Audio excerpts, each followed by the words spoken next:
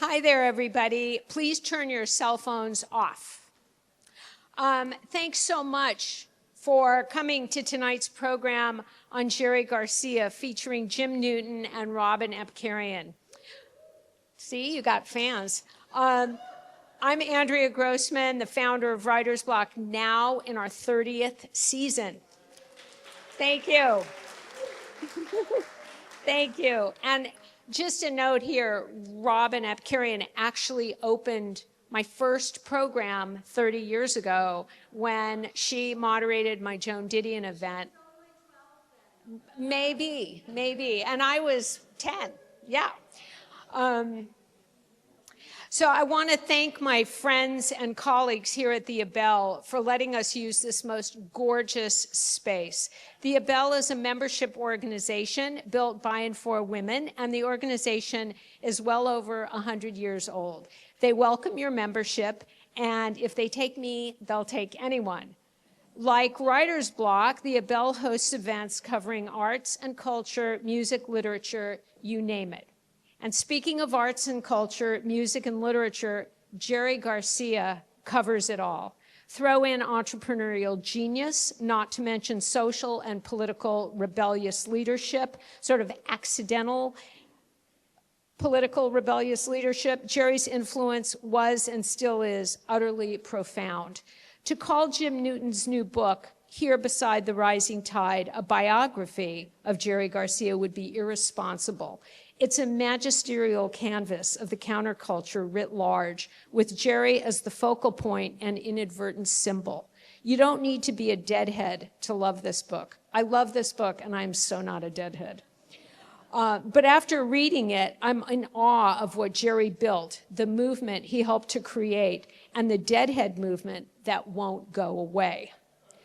Robin Abcarian is one of the great gifts that the LA Times delivers to my inbox all the time. These columns, they're music to my eyes.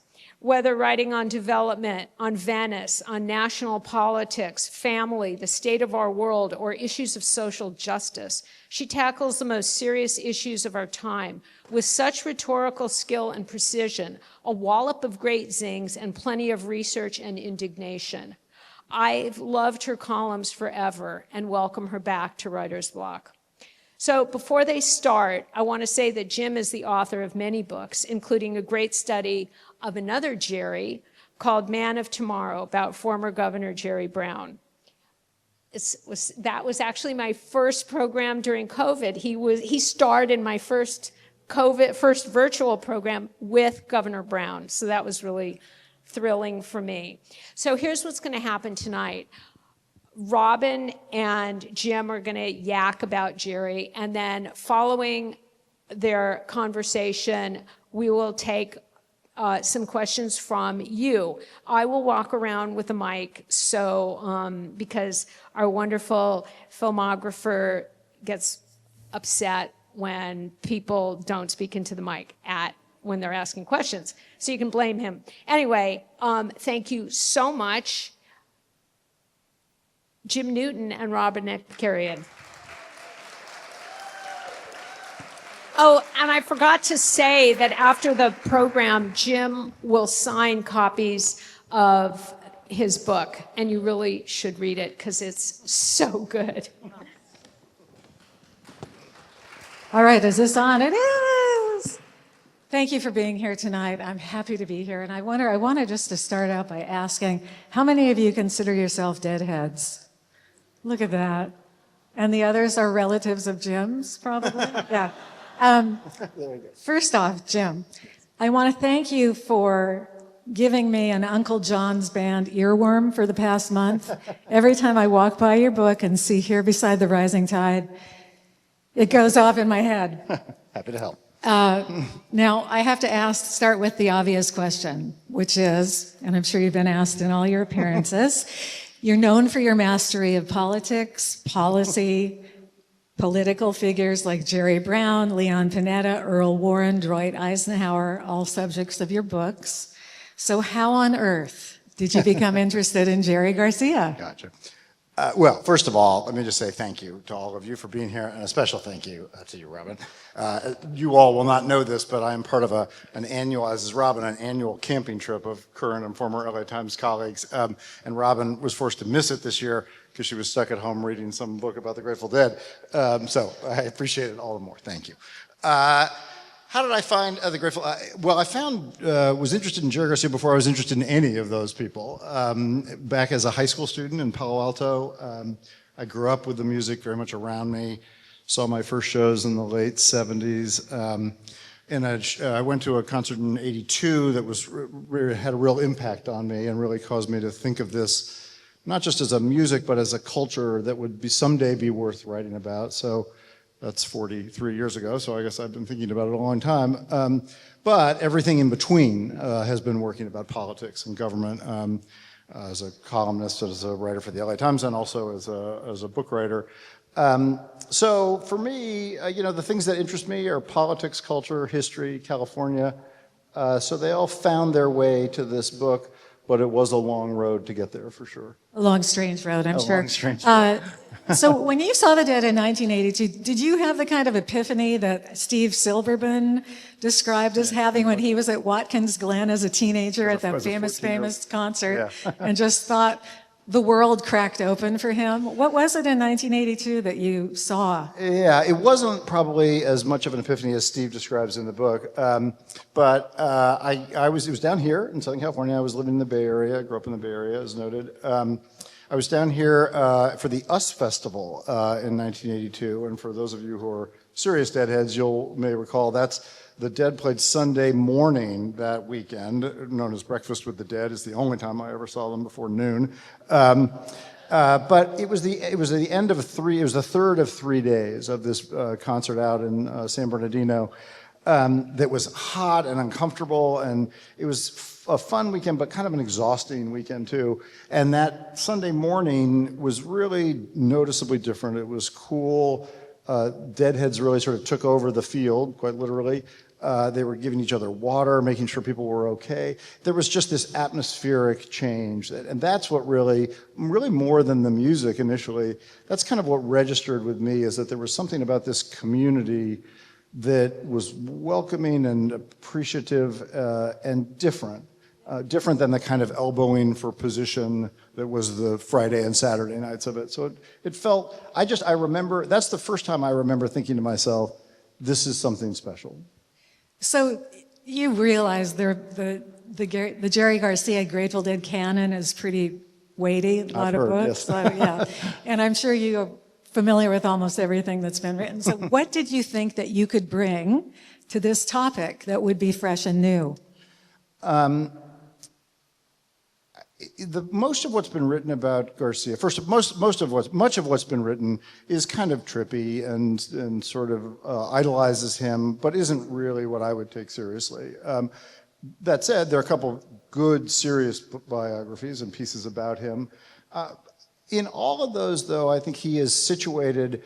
They are focused on him as a musical figure and as the central figure of the Grateful Dead, both of which, of course, are completely true. But they don't situate him in the larger counterculture. And for me, that was not only an interesting thing to do, but a natural thing for me to do. In some ways, I was better equipped to write that story initially than the Garcia story. I mean, Tom Hayden was a friend of many years. Other work I've done has carried me into the counterculture in different ways. So I felt like I had a head start on that, and it also felt like a new way to write about Garcia. Well, I do. As Andrea mentioned, it is a wonderful biography of the 60s. Yeah. Thank you. And the counterculture, told, of course, through the lens of Jerry Garcia and the Grateful Dead. So I wanted to talk a little bit about that and ask you why you started going back to the Beats, Neil Cassidy and Jack Kerouac, before moving to the hippie Summer of Love phase of the Dead's world. Well, it's a good question. A couple answers to that. One, I mean, I think that is where as a cultural movement, there's a natural sort of progression from the Beats through the pranksters, Ken Kesey, and into the hippies. I got a lot of guidance from a friend who's here tonight, Bob Swan, who we had lunch on a number of occasions, and Bob helped talk me through a lot of this material. The beats, I think, supply a good anchoring place for the community of the dead, and then ultimately for the dead themselves. There's a lot of ways to think about the counterculture, and it's a complicated conversation, but it's not one thing, obviously, but one set of contributors to it would be radicals, and another would be bohemians, and there's other figures, of course, as well. The way I would distinguish between those is that a radical is really a political figure who's seeking to change your mind, to change your worldview, whereas a bohemian is living a different world, but maybe not evangelizing it. And in that sense, I think the beats provide some good examples. And that's the tradition I think that Garcia fits most neatly within. So in that sense, it felt like, and then I guess the last thing I'll say on this, just the geography of it is such that it all happens in San Francisco too, and in the Bay Area. So it felt like a good starting point. Dennis McNally, who's was the Grateful Dead's official historian, has a new book out that's more concerned with the kind of genesis of the hippies, even than mine is. But he too situates it really in the beat. So I think that is a natural starting place for the story. So Garcia and the Dead are Zelig-like figures It's in the amazing. culture of that. It's just unbelievable how they were everywhere, knew everyone. And so I wondered if I throw out some names, Oh, dear God. can you explain the Dead's connections to them? God, this is like a quiz. All right, I'm ready. Lenny Bruce. Lenny Bruce, Jerry Garcia had the task he was hired by Lenny Bruce's legal team to transcribe tapes of Bruce that were used in his appeal on his obscenity charges. Garcia, just because he had an especially good ear. Oddly, yes, a connection to Lenny Bruce. Ken Kesey and the acid tests. Ken Kesey, the real big connection there. Kesey was a student of Wallace Stegner at the Stanford Writing Program, along with Larry McMurtry and a number of others. Kesey was also an early experimenter with LSD. His literary talents, the fact that he made a fair amount of money off Cuckoo's Nest, and he was a figure of some renown, all drew him into kind of a bigger cultural orbit in the Bay Area. And one of the things he did was sponsor what became known as the acid test, which started as parties hosted by himself and the pranksters, as they called themselves. The Grateful Dead was the music for these events, not necessarily the main attraction, but it was an opportunity for the Dead to sort of mingle with the crowd and also play. It's really formative in the Dead's relationship with its audience and its willingness to make mistakes and experiment. All of that grows from really 1965, 1966 is the foundation of the Grateful Dead, and that is through the acid test. I noticed in the book you mentioned that there was an acid test in Northridge. That's right. And I think that this was actually took place at the Unitarian Church, where Paul Sawyer was the minister, and my family actually were congregants there. And what All connects. the connections, what I remember, of course, as a child, are eating glazed donuts after the service. I don't remember the acid tests, but anyway, I thought the Northridge connection was worth mentioning. I would have put it in the book if I'd known. All right. The Summer of Love and the Human Being in San Francisco. Yes, also important benchmarks for the Dead and for the counterculture generally. Human Being, January of 1967 in San Francisco, billed as the gathering of the tribes. In some ways, I think you can argue that the counterculture as a thing emerges from the Human Being, that up to that there's a political dimension, there's also a cultural dimension. The tribes that are referred to in the gathering of the tribes refer to what's sometimes referred to as the Berkeley axis and the San Francisco axis, came together at the Human Being. The Dead performed there.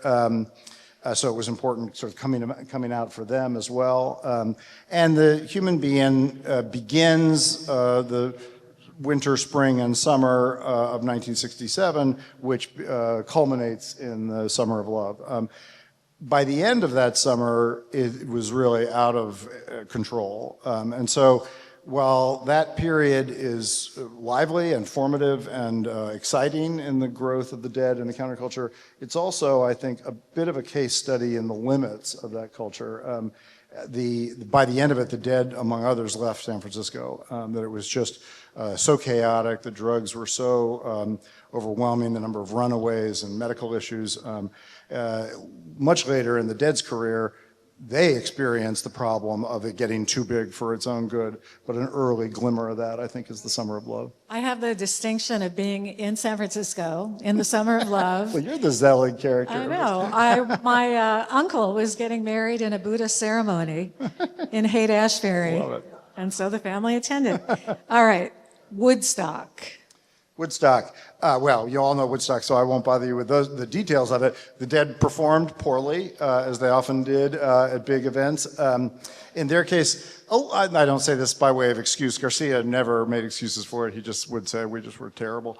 And it's true. The one thing you could say in their defense, it was raining, windy, and the Dead had an extremely heavy equipment array.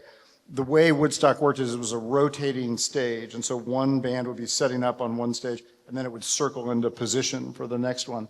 The Dead's in the mud, it collapsed their stage, and then the ground wire went out so that when they started to perform, they were shocked in the lips by their microphones.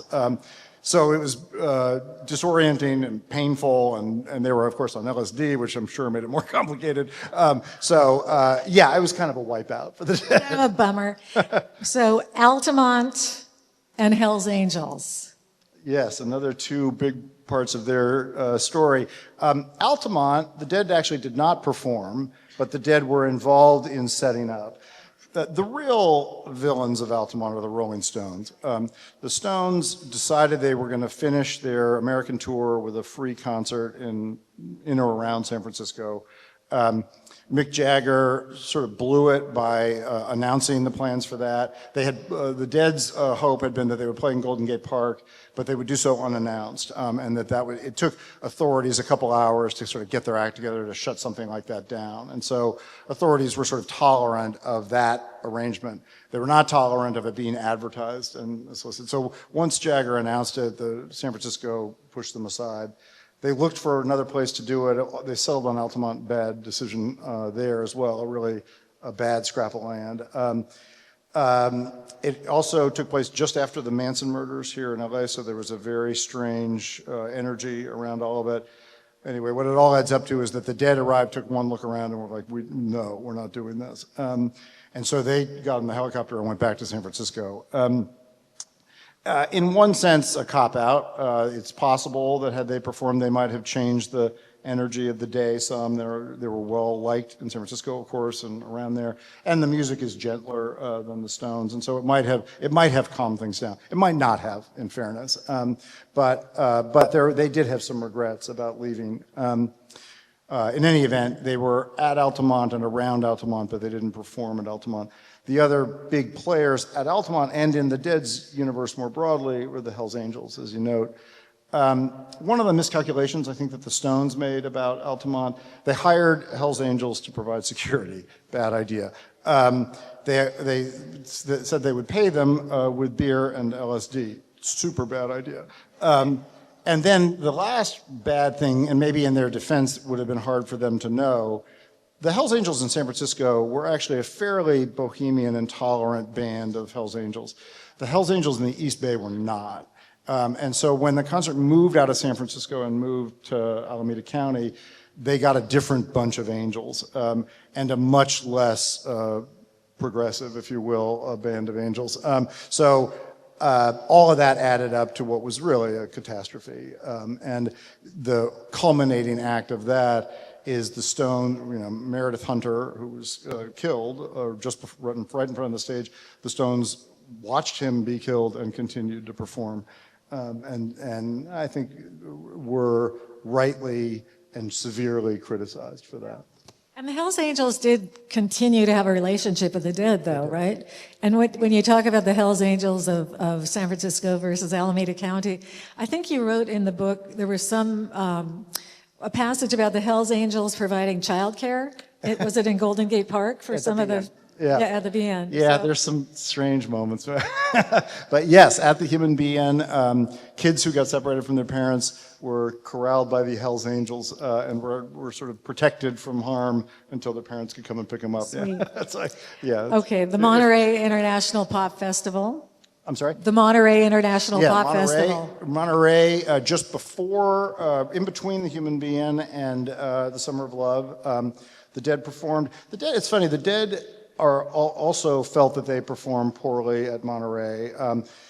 That one feels a little less deserved to me. They're not in the movie of the Monterey Pop Festival, if you check it out, but that's because they refused to sign the waiver to allow their to be filmed.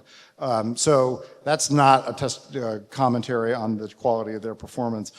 What is true, though, is that they performed between The Who and Jimi Hendrix. And so The Who, as Jerry liked to say later, you know, The Who comes on stage and they smash their instruments and there's things flying all around it. And then the last performer was Jimi Hendrix, and he set his guitar on fire. And in between them, he said it was us going blink, blink, blink, blink, blink. And so they're kind of lost in the drama of Monterey. But actually, the performance, which is preserved on audio, I think is better than they get credit for. But they are somewhat lost to history in Monterey. Yeah. Interesting. All right, the Black Panthers. You know, when I was first pitching this book to publishers in New York, one of the things I said in my proposal is that it's the rare person who could appreciate both the Black Panthers and the Hells Angels, and Jerry Garcia is that person, basically. You know, Garcia liked outlaws. He liked people who had a kind of self-contained community units that were outside the sort of formal structure, right? And in that sense, the Angels and the Panthers both kind of fit that model. He was never enamored of the political rhetoric of the Angels. He found it strident in a way that sort of jarred his senses, I think. You mean the Panthers? I'm sorry, the Panthers, yeah. But he appreciated their community work. He appreciated the free breakfasts, the shoes, the different things that the Panthers provided in communities. And they had a good friend. I mean, they got along with each other. The Dead, Huey Newton, the Dead played a free Huey Newton birthday party, and also the People's Park benefit concert, which involved the Panthers as well. So they, for a band that did a lot of benefit work but took few political stands, the Panthers were sort of on their short list of people they affiliated with. Well, that's one of the interesting things that you explore in the book is this urge of Jerry Garcia to be apolitical or non-political, and yet their constant intersection with politics and benefits and progressive causes. It seems like a really deep contradiction. Yeah, you know, it's Wavy Gravy who said, he said in 1970, it was a concert in 1973 or 74, that these days taking a shit is political, right?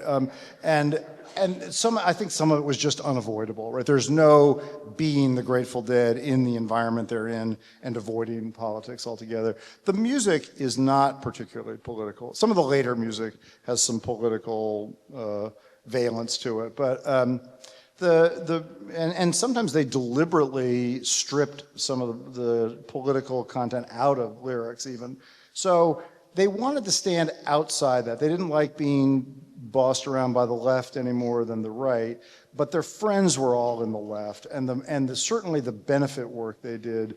There's no Grateful Dead show for the NRA. You know, there are some conservatives who like to think of themselves as hearing their message in the Grateful Dead. Sadly, Ann Coulter is among them, which is not my fault. I'm sorry, but I think that's a stretch, frankly. I think their music, certainly their alliances, the people they played for, are almost uniform or are uniformly to the left. Was Jerry Garcia known to be a registered voter? He did not vote for president after, I think he voted for Johnson, might have been his last vote for president. He used to like to say the lesser of two evils is still an evil. But you know, as I say, let me have one other dimension to this, which is just that I don't think that's right to think of the Dead or Garcia as political in the way we normally think about politics. Elections, campaigns, endorsements, fundraising. They're not part of that apparatus. But if you think about politics as a competition of values, as presenting different ways of living and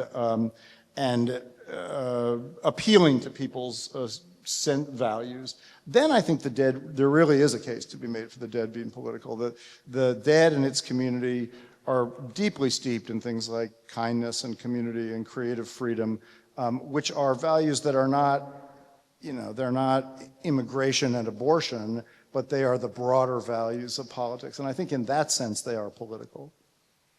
So let's talk about Jerry Garcia himself and his early years. I was really touched by the description of his first wife, who said his childhood, she described it as one of utter loss. Yeah. Talk about the loss that he suffered early on. Yeah, this is... Losses. Yeah, losses, and not an easy upbringing, I mean, this is not someone who who was gifted anything on his way to a musical life. I mean, start with the fact, the back-to-back tragedies that are fundamental to Garcia as a young person are when he's 4 years old, he's in Santa Cruz over the summer, he and his brother are playing with a wood pile and making kindling, and his brother hit him with an axe and cut off the middle finger of his right hand from the second knuckle up. Not an auspicious chart for a guitar player. Luckily for him, his right hand, not his left hand, which would have much more compromised him. But his mother was a nurse. They tried very much to save the finger, but didn't, obviously. And then the following summer, even worse, he and his mother and father were on a fishing trip together, and his father drowned. And there's it's a little hard to tell whether Jerry actually witnessed the drowning, but he was certainly present on the trip when his father died. And then from that point, his mother was overwhelmed by the challenge of trying to raise her two boys by herself, so she turned them over to their grandparents and really kind of left the scene for a while. Jerry developed asthma. He struggled with his health as a result. So those early years in his life were really quite difficult, as Sarah, his first wife, observed, and that's where she's the one who described them as utter loss. So you never mention his maimed hand again, and do I presume that it actually had no effect on his playing whatsoever? Well, I guess we'll never know how he would have played with 10 fingers, but he played pretty well with 9. Yeah, I mean, it is, if there is such a thing as a dispensable finger for a guitar player, that's probably it. I mean, he developed, and it's also important, I think, he didn't lose his finger after he had already learned to play the guitar, so he didn't have to relearn it. He just always played it the way he did, and he learned guitar and banjo and steel guitar. He was a very adept musician. His father had been a musician, so there is some musical geneticism there too, probably. But he learned to play the guitar missing that finger, and he became the guitar player he did. So. Yeah, so he was a pretty troubled kid. Joined the Army, I think, at 17. 3 years later, was kicked out of the Army. Psychiatrists found he had a, quote, basic character disorder of lifelong duration. He was unreliable, irresponsible, immature, completely lacking in soldierly qualities.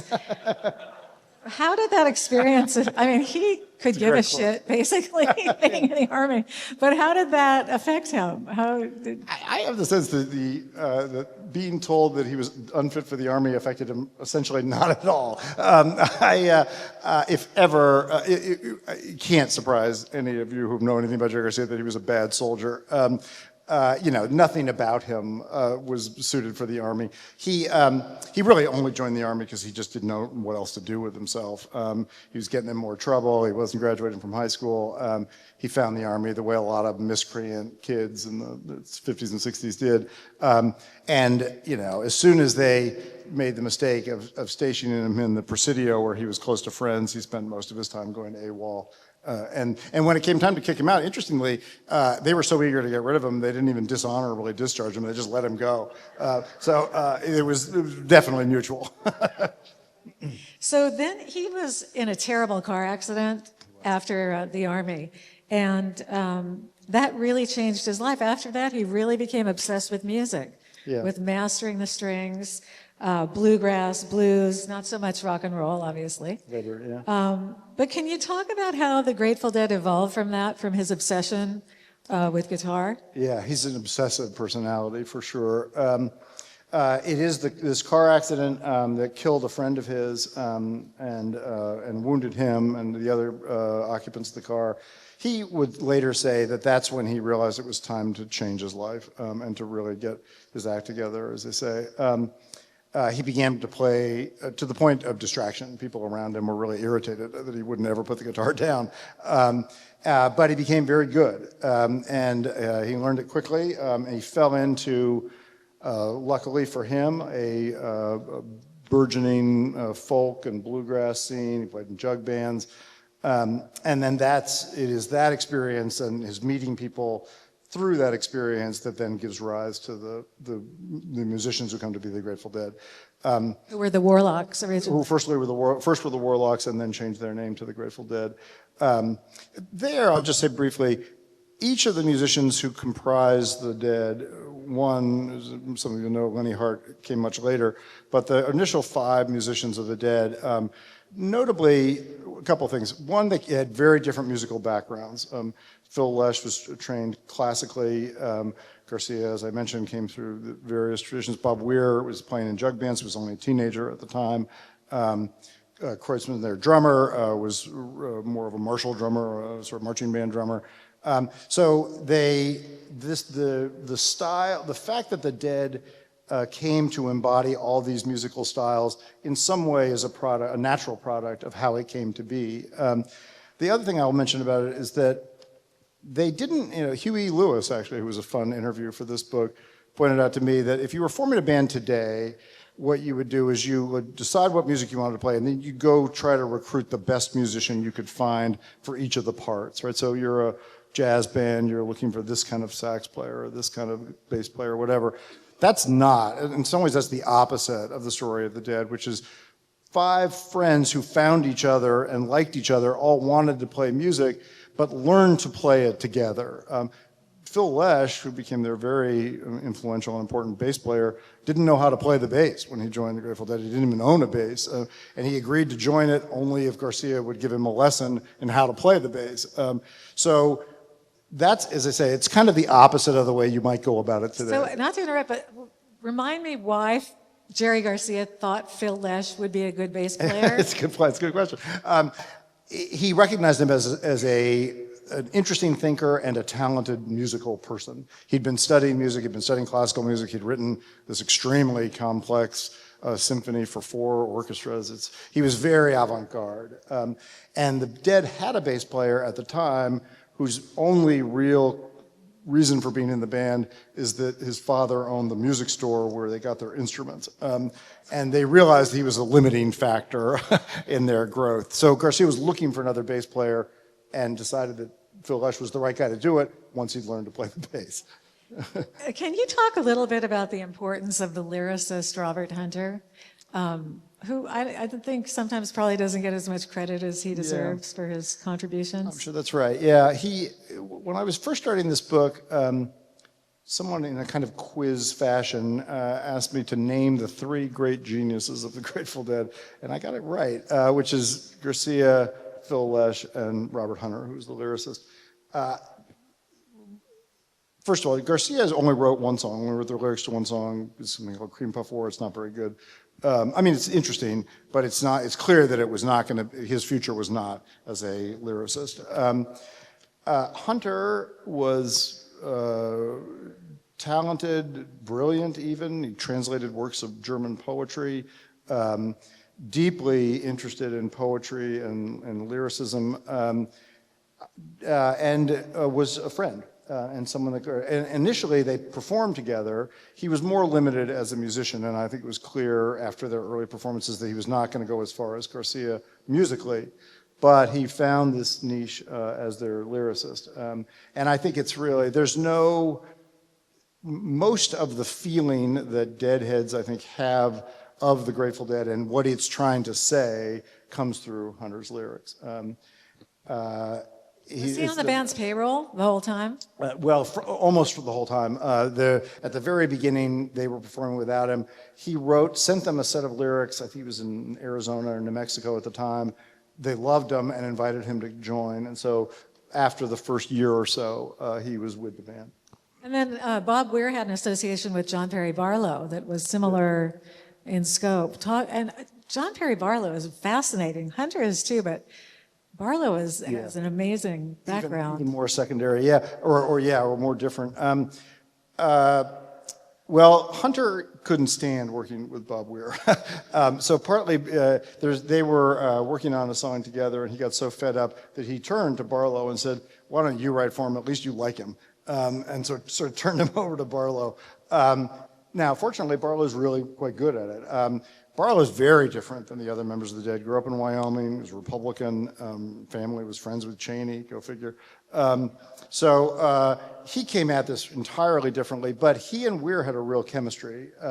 And whereas Hunter tended to turn over completed or almost completed lyrics to Garcia, who would really just edit and fiddle with them, the Barlow-Weir partnership was much more collaborative, or much more back and forth. And for all of Hunter's sort of majestic lyrics, a lot of the Dead's most popular tunes are actually written by Weir and Barlow. So it was by the time it's all said and done, they too, I think, are really significant contributors, not just musically, but lyrically to the band. So 3 years into the band, in 1968, I think it was, Bob Weir and Pigpen got fired. As only the Grateful Dead could fire someone, yeah. Yeah, so talk about that. I mean, I think they were accused of not taking their craft seriously enough, and Weir was so young, too. Yeah, he's a teenager, or at that point in his early maybe 20s. 20, yeah. It's there's a lot of curious things about this little episode.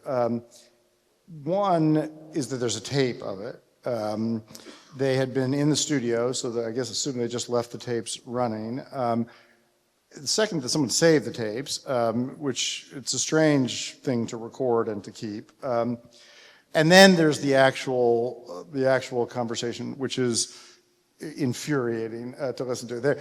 What clearly had happened is that Lesh and Garcia had decided that the band needed to grow musically, that they saw its future in much more experimental music, and they felt that Weir and Pigpen, as he was known, Ron McKernan, were holding them back, and they weren't working hard enough, and they weren't kind of making the same progress that the rest of them were.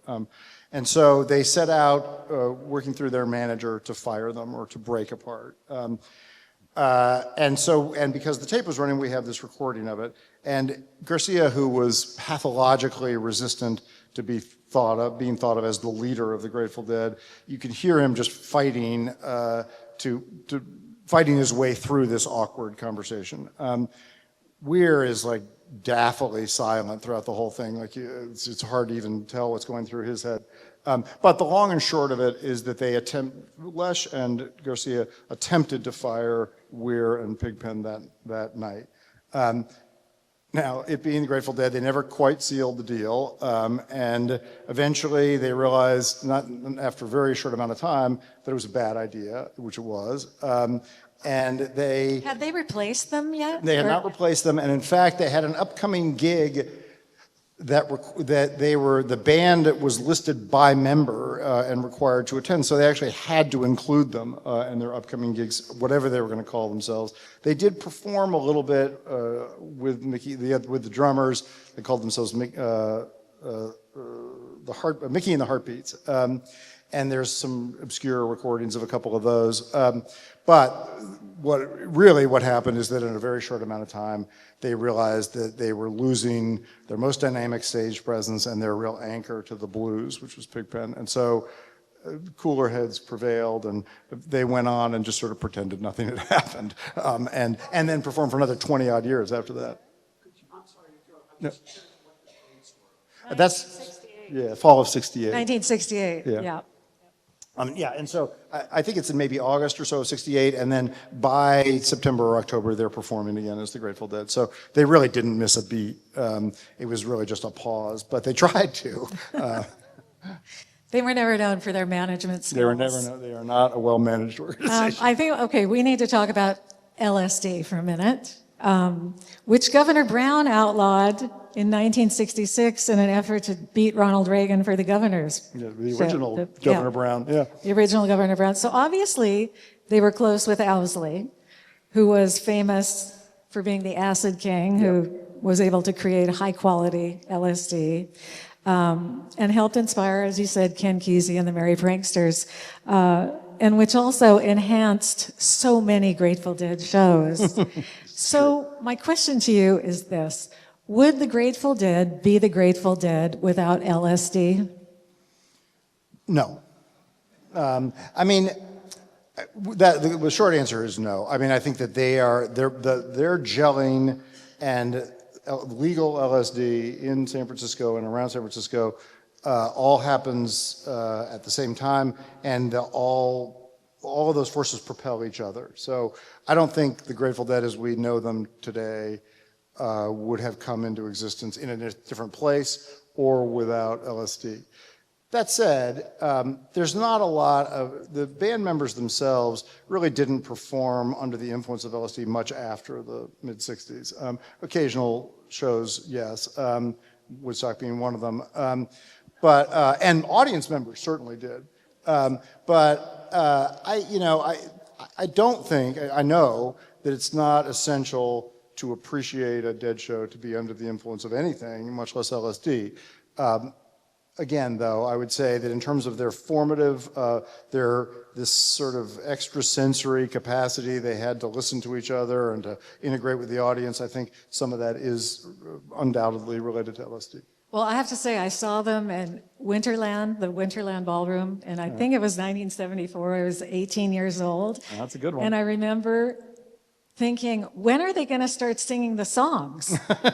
When are they going to start singing? And I have to say, I was so disappointed. And I was really super sober, and I wasn't high, and everybody around me was high. So I just, I think I was kind of responded in the classic way of the person who loves rock and roll and pop tunes. Now, you talked about the music critic Robert Christgau and his relationship with the band. He once wrote that the Dead, this is a quote, the Dead is the finest band in the land. But he also thought they should be more committed to the vocal part of their performance, which I totally agree, by the way. So how can you be the greatest band in the land and not be, top-notch vocally? Yeah.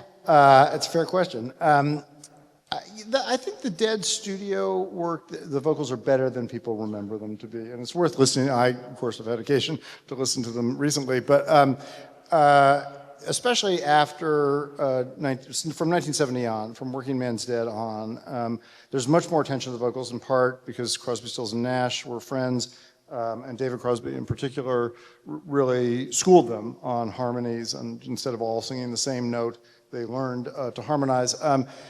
The live shows are much worse in terms of the vocals, partly because they were very loud. The amplification made it difficult for them to play. They were more oriented toward their instruments. But wasn't the wall of sound equipment that Owsley developed for them supposed to be the cure to that problem? It's the cure to the audience experience, but it doesn't necessarily help them vocally. And sometimes, I think sometimes they are better than people remember them being. This is also, there's one other person who comes into play here, which is Donna Jean Gaucho, who's brought into the band because she's the wife of their then keyboard player. She was a very accomplished singer, but she could often sound like shit in performance. I remember... She was a bit shrieky, she's as I recall. Shrieky.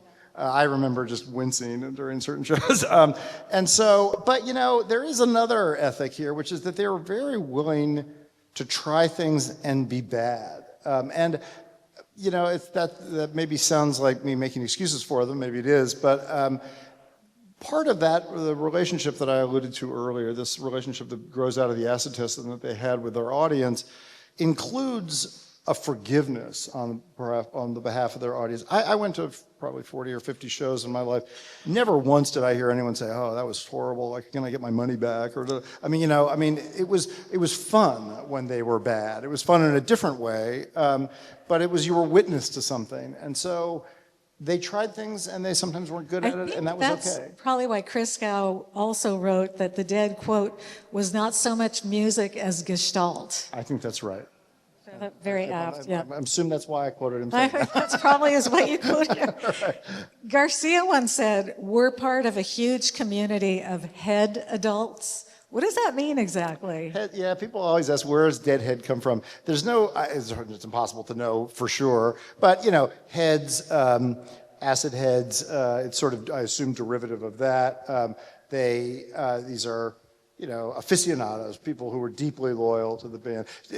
People also, of course, always ask me whether I consider myself a deadhead, and I usually say no to that, only because to me, there's no barrier to entry, right? Anyone can call themselves deadhead. Witness the fact that Ann Coulter allows herself to do that.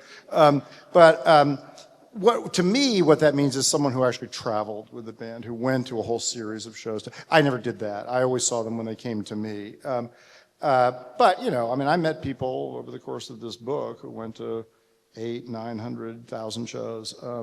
Bill Walton. How do you have a life? Oh yeah, Bill Walton had a life and went to that many shows. Life. Yeah. Well, one of my favorite quotes in the book is that Walton, when he was close to dying, was asked. He wrote in his memoir that he'd been, I think it was 825 shows or something, and he was asked late in life, how many really did you go to? His answer was not enough.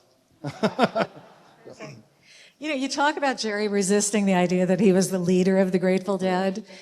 I mean, was he the leader of the Grateful Dead? Yes. He would say no. If he were sitting here, I'm confident he would say no. His answer was always, I'm just the guy who likes to talk, and so I give all the interviews, which one exasperating, he's a great interview, and I was able, through the Grateful Dead archive at UC Santa Cruz, to listen to hundreds of his interviews. He's great because he's not calculating, right? He's not trying to sell things in interviews. He's very candid. He asks a lot of questions. But one irritating quality is he's very self-deprecating. And one thing that he refuses to let people do is call him the leader of the Dead. Now, that said, if you read the memoirs of the other members of the Dead, they're all about themselves and Jerry. They're not about themselves and anybody else. It's all about their relationship to Garcia. And at any moment when there's a question about is something a Grateful Dead song, it's only Garcia that can say yes and have everyone agree. And so there's sometimes he didn't love, one in particular called Victim in the Crime that they performed late in life, or late in their career, but late in his life. But he would allow, if he allowed it, it was a Dead song. And no other band member had the kind of internally recognized authority to do that. Well, there was a part in your book where you say that, I can't remember which critic it was, who said that there are two Grateful Deads. One is when Pigpen is singing, and the other is the rest of them. Yeah. Which I thought was interesting. Yeah. Pigpen died in 73, I think is the, he was depleted in the last couple of years there. So the Dead, after about 71 or so, 72, it increasingly is not a Pigpen band. And Pigpen was the real blues singer of the band. And so the later Dead has much less of a blues feel than the early Dead did. And I think that critic is right. That critic, though, the thing I would take issue with is that critic saw them as a lesser band without him, or as a better band without him.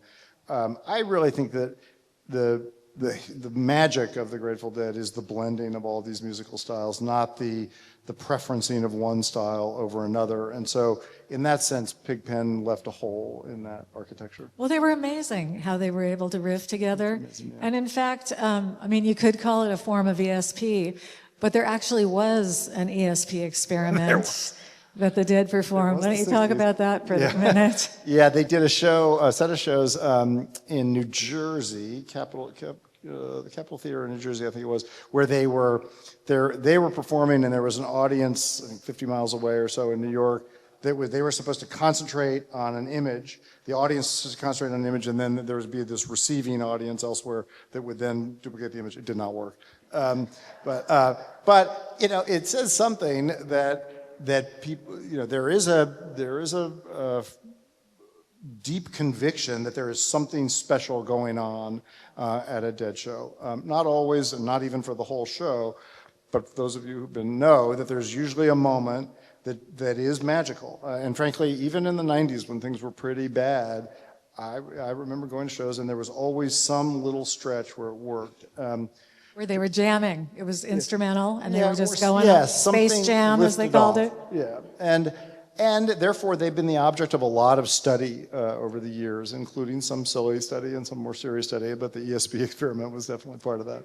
Yeah. So, did Jerry Garcia ever truly become comfortable with stardom or his role in the culture, do you think?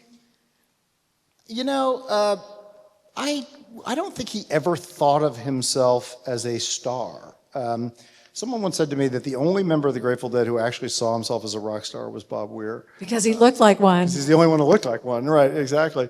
There's a moment, I actually didn't include this in the book, probably should have. There's an interesting moment in the 90s where Garcia said to Dennis McNally, their historian, sort of travel and press person, traveled with the band, he realized belatedly that it was Valentine's Day and he'd forgotten to do anything for his wife for Valentine's Day. And he said to McNally, like, what am I going to do? It's like too late to get a dinner reservation. And McNally said, I'm sorry, you're in like Marin County, California. If you call and you say you're Jerry Garcia and you want a dinner reservation, you can get a dinner reservation. And his response was, really? Like, I could do that? And he was like, oh, believe me, it's not. But there's something charming about that, right? There is some humility about him. I don't think he didn't like being a star. He loved playing music, but he didn't really aspire to stardom. So how did he handle the adulation of fans? And they don't seem to be a big groupie type band, but yeah, maybe not in the same way as some rock and roll bands, but no, he was certainly adored. I think sometime, or I think it's. I don't know what was in his heart at all moments, certainly. I mean, I'm sure there are times he just loved it and appreciated it, and certainly he can't have hated being adored. That said, I think there were times when it was frustrating for him. It was frustrating for him to perform poorly and have people tell him that he had performed perfectly when he knew he hadn't. There's something unsettling about that, I think, to him. He was asked once, what do you think about people who deify you, who think that you're some higher being, which some people did. He said, well, I'm good with it until they come with a cross and nails. And, you know, so I think that he was, again, self-deprecating. He was he liked to laugh it off. But he also, I thought, interestingly, once said that the problem with fame is that you have to think about yourself all the time. And that, too, I think shows some wisdom about it, but also suggests some frustration with it. So I love that you write about the Grateful Dead subcultures, like spinners and tapers. Can you talk about what those are and why they matter? And also, why Paul Krugman once said that the Dead were business pioneers. Yeah, that's three big topics. Well, Krugman first. Krugman saw what people have come to see about the Grateful Dead's best decisions are almost always made by accident. And in this case, what the Dead pioneered, this actually relates to tapers, they decided that they would not object to people taping shows and trading the tapes. They occasionally interceded if somebody pressed a show into vinyl or stole an album and pirated an album, so they protected their copyright in those ways. But as long as people didn't sell the tapes and as long as people didn't try to press them, they were welcome to tape shows and to trade the tapes. And that developed this subculture, as you noted, of tapers, which far from producing what the music industry thought it would do. The music industry's consensus was, if you let people tape shows, they won't buy your albums because they'll just get the free music. The Dead didn't sell that many albums anyway, so it didn't really hurt them very much. But it also developed this culture of people fascinated by their music because they heard tapes. And so it developed its own life. So the Grateful Dead changed the economic model of music from album sales being the driver of revenue and tours used to promote album sales to tours that generated revenue and albums to back it up. So, and that ends up being the model, really the modern model for music, partly because it's so easy to copy and distribute music now. So today, bands make their money, well, not all of them, but many of them make their money on merchandise and concerts, and then album sales are really just a way of driving that. And the Dead invented that. They invented it, though, not because they set out to create a new model of music. They invented it because people were taping their shows. It didn't really bother them. Garcia used to say, once I've played the notes, I'm done with them. You do whatever you want with them. Because they developed a taping section at shows, which was a feature of shows in the second half of their career, only because tapers were irritating, that they would shush people and they'd move them aside. And so it was bothering other audience members. It wasn't bothering the band really at all. So this music model develops out of a conversation about how to deal with fans who are upset that people are taping near them. What kind of taping equipment did they use usually? By the end, it was really good. The early stuff was, people with Walkman trying to hide them and holding them over their heads. But no, later shows, it's tripods and multiple microphones. And again, the only real concern the band had is that not interfere with other people's experience. So eventually what they did is they located the taper section right behind the soundboard where it's hard to see anyway, but the acoustics are very good. So people in the taper section would tape and they would be quiet and they would create tapes. And what about the spinners? The spinners, I remember the spinners, they were so weird. The spinners, there's a myth in Grateful Dead circles that they are doing some sort of Sufi dance. That's not true. They just wound themselves dizzy to the point of hallucination during shows. They wouldn't actually, in my experience anyway, they weren't usually on the floor. They were usually off in the aisles somewhere. They had their own section, right? They not a formally designated section, but they would sort of gather. And they were all part of this commune cult, call it what you will, up in Northern California, eventually broke apart. They're still around a little bit, but they don't have the same presence that they used to have at shows. And they would start spinning at the beginning of the show, and they would do it for 3-4 hours. I mean, it was pretty strange. And some of them, they didn't actually believe Garcia was God, but they believed he had some connection to divinity. So there was a lot of kookiness around the spinners. And I've been going to these. There is something called the Grateful Dead Studies Association, I kid you not. And I've been going to their conferences in recent years, and there was a great paper on spinners a couple of years ago. They're still out there a little bit, yeah. Well, you mentioned that Bob Weir was the only one of them who wanted to be a rock star. I have to confess, I had a terrible crush on Bob Weir. Everybody did. Until we saw him recently, and he looks like a giant gray teddy bear now and is unrecognizable, but that's okay. He's 80 years old. I know. I think his solo album, Heaven Help the Fool, was really underappreciated. And Ace, also really good. And Ace, too. But did that cause tension in the band at all, that they had this one guy who wanted to live the rock star life? After that, 68, I don't think so. I mean, listen, these are a group of young guys who got together when they're barely out of their teens. Bob was still in his teens, and were together for 30 years. So, of course, there's tensions throughout that. But my sense of certainly his relationship with Garcia is as fond older and younger brother. Bob very much looked up to Garcia. Garcia, once he adjusted to the idea, once Bob was more sort of fully accepted into the band, looked out for him. They do a lot of appearances together. They have some really fun David Letterman appearances together. And so they did some things together without other members of the band. And I think that Bob was a little bit younger and a little better looking than the rest of them. And his voice was better. And his voice was a lot better. So Jerry Garcia once said, "We were going to be the Beatles or something." And the rock historian Andrew Hickey once wrote that it may not be an exaggeration that the Grateful Dead have had a more lasting and greater cultural impact than the Beatles. Have they? Yeah, it was an interesting statement. Here's his argument for that. The Beatles, I think, are musically more influential. I don't think there's any real, I wouldn't argue that case. But his point is that the Dead are, because of these things that we're talking about, right? Because of their this creation of this community, because of their development of a new economic model for music, Even the Dead are very important in the launching of social media and the web. That's Stuart Brown's The Well. The Stuart Brand that they were founded part The of. Well. Exactly right. The Well was a Stanford-based project that created these sort of mini digital communities. And initially, no one really knew what to make of it. It's very early in all of this. But there were these communities within the Well.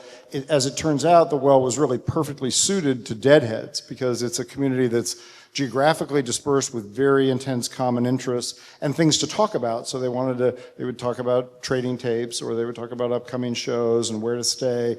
Within a year of the founding of the Well, which is this pioneering experiment in social media, half of all traffic on the Well was about the Grateful Dead. So his argument, Hickey's argument for the Dead as a cultural force is based in part on taping and economics and social media. All right, well, Andrea's signaling to me that we're going to take some questions. But before we do, I just have one more question. Please. Well, I have a lot more questions, but I'd like to ask you this one. What explains the antipathy that Bruce Springsteen had for the Dead when he called them a, quote, not very talented bar band? Yeah, well, it went both ways. Garcia was normally a really generous appraiser of musicians and liked lots of different musical styles, from old blues to Elvis Costello. He initially did not like Springsteen. He thought Springsteen was, he called him a regional musician, and it was condescending toward him, and Springsteen returned the favor. Garcia didn't live long enough, I think, to fully come around on Springsteen, but Springsteen has lived long enough to fully come around on the Dead. And what he writes about in his memoir is that what he didn't appreciate is that, the way he put it, I think, is sometimes it's what's happening, it's what you're creating more than how you're playing it that really matters. I'm getting the quote slightly wrong, but he came to appreciate that culture of the Dead was the thing, not the particulars of the vocal performances, say. I do think they kind of misunderstood each other. I'm a fan of both. It's certainly possible to be a fan of both, and I think I like to believe that if Garcia had lived long enough to see Springsteen more fully come into his own, that he would have appreciated him better. All right, so it's time to take some questions. I'm going to walk around. Does anybody over here have any questions? Okay.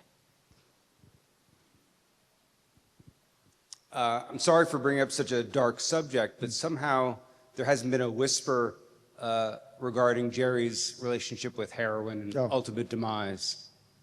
Yeah, I'm happy to address that, or happy is probably the wrong word, but Garcia, it's a little hard to know when Garcia first started using heroin for the obvious reason that he hid it from people.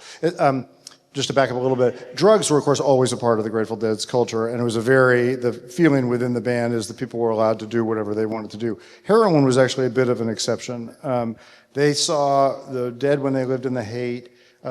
Mountain Girl, who was then with Jerry, although not yet married to him, used to check people's arms for tracks when they came to the house.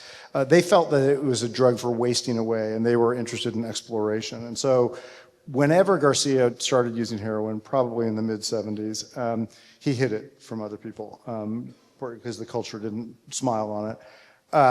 Later, he would rationalize it first by saying he didn't think it was heroin. He thought it was something called Persian smoking powder or something. It was bullshit. And later by saying that he thought it helped him when editing music because he could hear tracks more distinctly. Again, that sounds like a rationalization to me.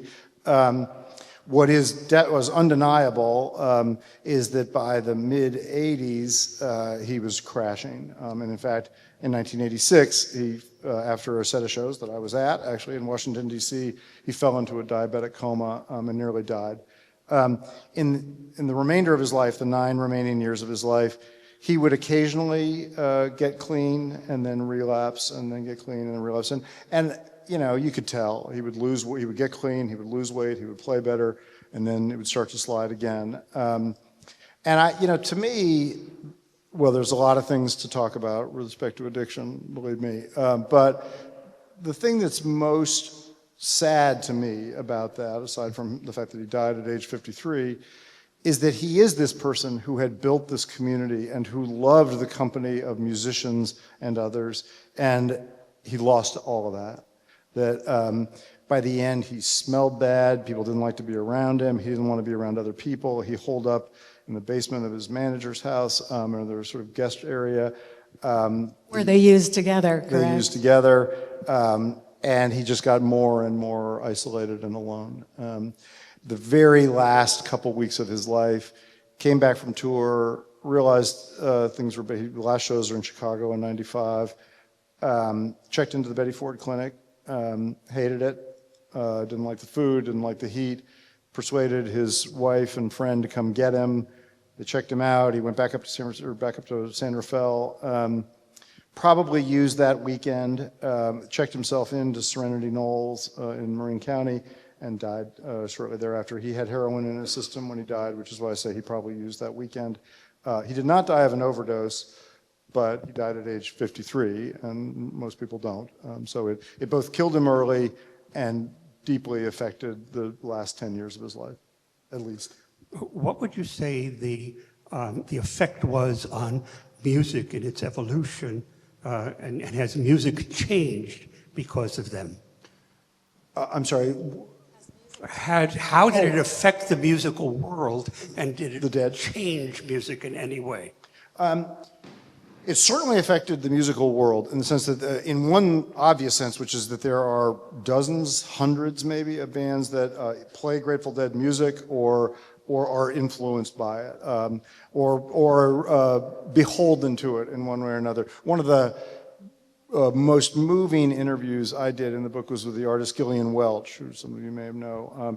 I can't tell you what a nice person she is to talk to, but is someone who really her musical influences start with the Grateful Dead. There are countless musicians out there like that. So that's their direct influence. I think their broader influence, though, I would say, is that they are this particular amalgamation of American musical genres. And they were rapacious in their grabbing from one genre or another and putting them together in ways that people hadn't really thought of. And I think that opens the doors to a lot of musical invention. Garcia once was asked whether they were an acid rock band. And his answer to that is, no, we're actually a traditional musical band. We just play it under the influence of acid. And that's true. I mean, that was true at the time anyway. And that led to some really interesting, important things that have continued. And so that, I hear echoes of their music all around the culture today. Could you please discuss the advent and the impact of the Jerry Garcia band, both in terms of the Dead and in terms of their relationship and the whole musicality of it? Yeah, well, first of all, it tells you something about Garcia's obsessive need to play, that he would take breaks from one of the most aggressive touring bands in the world by touring with his own band.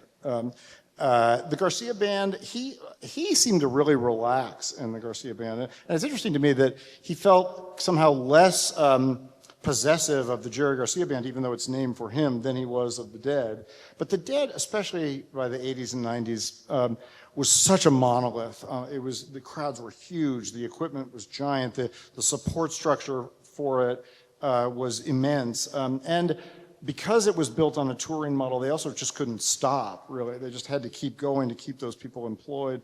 So it had a real grind feel to it. The Jerry Garcia band was much more relaxed, much more built on covers. It had more of a reggae feel, and much smaller in scale. In fact, some of the first shows I saw were Garcia band shows.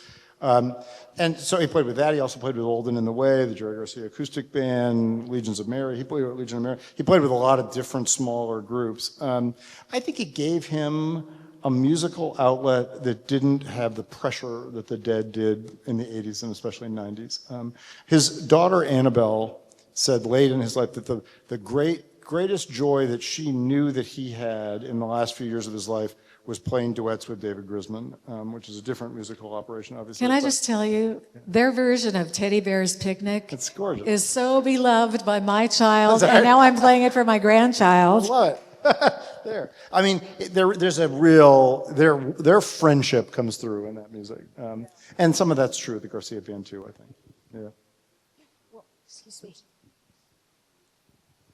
Can you talk a little bit about the band's relationship with Allen Ginsberg? Yeah, it's a good question. I mean, back to one of Robin's earlier questions about the beats.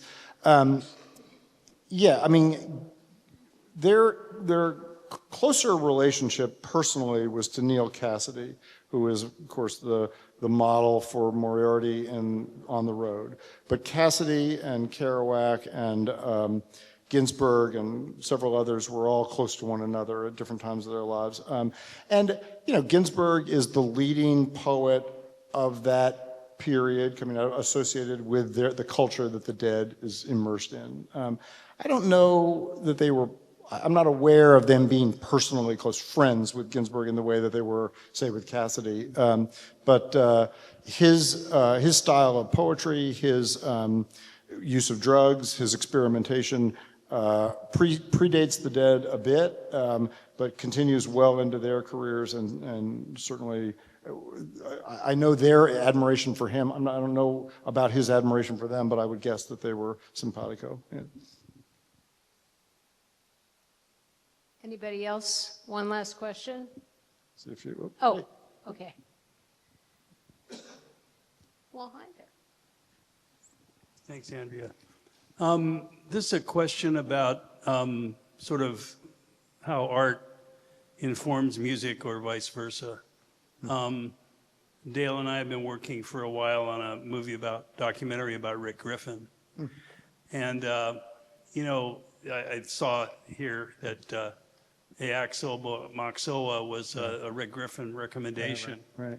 And, you know, so we know a little bit about him, and we also know what Jerry thought about Rick. And the question is, do you think that the artists, not just Rick, but, you know, the Berkeley Bonaparte group and the Grateful Dead and the other bands as well, sort of grew with each other? And so the depiction of, on those posters, you know, what's going on there? Yeah, I mean, well, the posters are an essential piece of the culture of the hate, for sure. And each of them, well, you know better than me, I'm sure, but each of the artists who was involved in the poster design for those shows has their own style, recognizable to anyone who spends time with it. Interestingly, too, the promoters promoted different styles for their different venues. Bill Graham preferred that you could be able to tell what the date was for the show, which is not always easy on those concert bills. So some of them are a little more legible than others. But the Dead really were very committed to showcasing the work of artists in and around the hate on album covers, on concert posters. There's well, I'm sure you know, but there's something called the San Francisco Poster Collective, maybe, in the city, that has an incredible collection of them. I have more than I should, but yeah, exactly. You know, I get their emails every month or so about auctions. No, it's its own. It's a little bit like taper culture, right? It's its own culture within a culture, and some of them are just gorgeous. Too. They're just really. So anyway, I look forward to what you're working on it. I'd love to read it. No, appreciate it.